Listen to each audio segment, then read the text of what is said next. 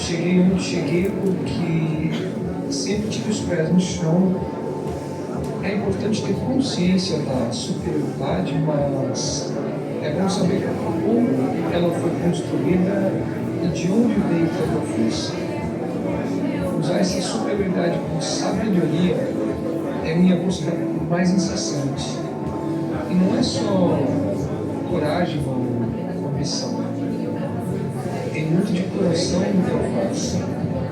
Também sei que há milhões de pessoas que correm comigo, que rezam pelo sucesso, veem em mim o seu reflexo. Essa ligação me faz feliz e gera combustível comigo.